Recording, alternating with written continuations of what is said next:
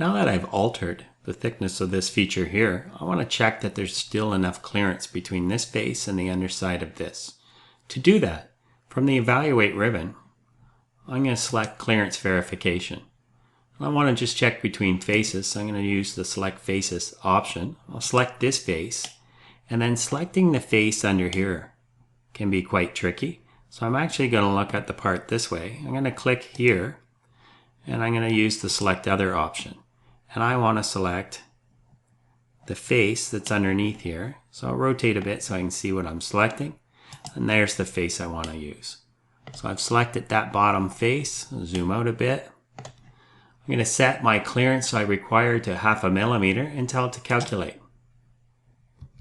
The results show there's no clearance issues, so I'm happy with that. I'll close the clearance verification. I'll show my rubber stopper again. And in the next video, I'll make an exploded view of this part.